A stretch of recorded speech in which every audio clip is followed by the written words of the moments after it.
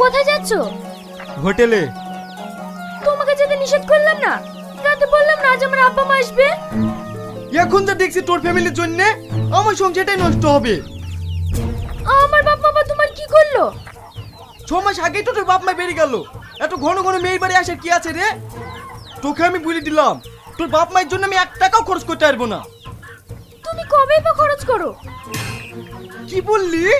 আরেকবার তোর বাপ মায়ের পিছনে কোটা খরচ জানিস? 3 দিন ছিল 150 টাকা খরচ হয়েছে।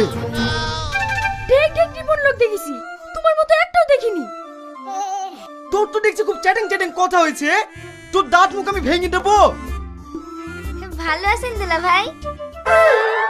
হ্যাঁ ভালো আছি। তোমরা সবাই ভালো আছো? ভালো আছেন আব্বা? ভালো আছি বাপ। ভালো না থাকলে কি তোমাদের বাড়ি আসতে পারি? সে তো দেখি বুঝতে পারছি। যাও মা, ঘরে কি বসো।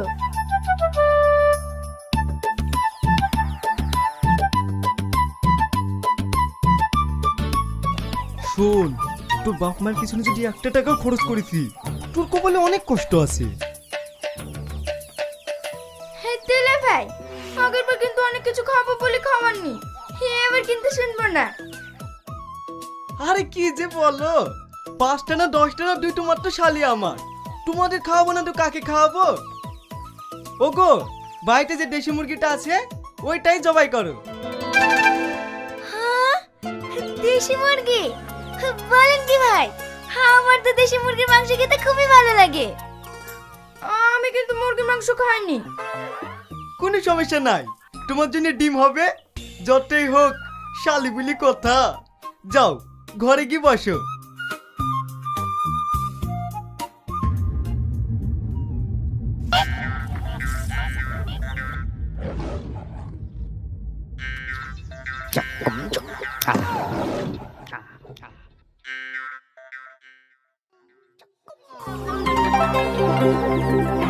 কান্না কর, কান্না কর।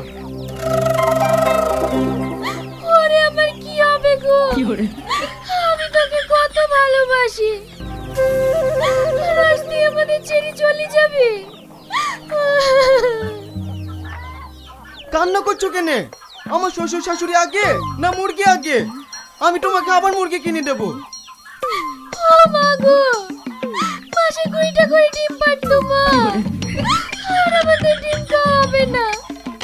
তোর কিছু হয়ে গেলে আমি বাঁচবো না।